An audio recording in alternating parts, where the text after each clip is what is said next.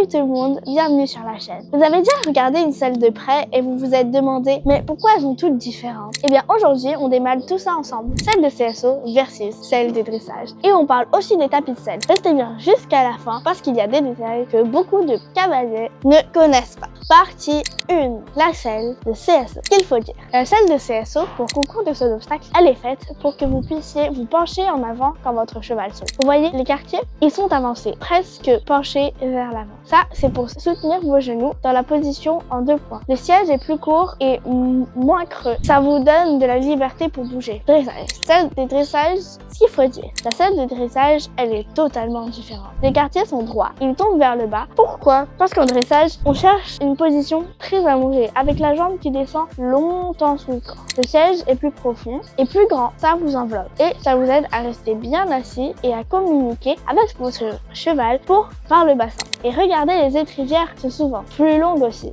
Les deux, astuces mémo pour les ados. Le truc simple pour retenir. CSO égale quartier avancé, donc on se penche en avant pour sauter. Dressage, quartier droit, donc on s'assied droit et reste en quai. Partie 2, le tapis de selle.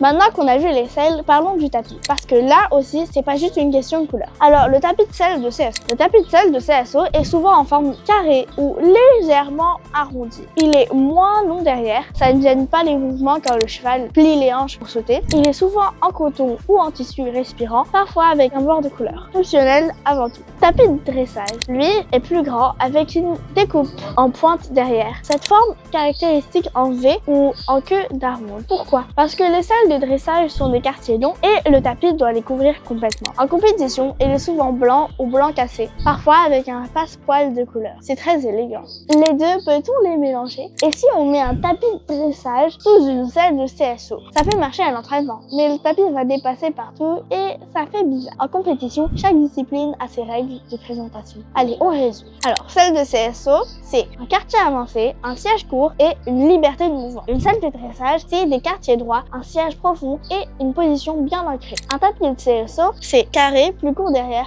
respirant. Un tapis de dressage qui est plus grand, découpe en pointe, souvent blanc, en complet. Et voilà, maintenant vous savez tout. Dites-moi en commentaire, vous montez plutôt CSO ou dressage? Et si vous avez d'autres questions sur le matériel et les caisses, écrivez-les en dessous, ça m'aide à préparer les prochaines vidéos. N'oubliez pas de liker et de vous abonner pour ne rien rater. À très vite!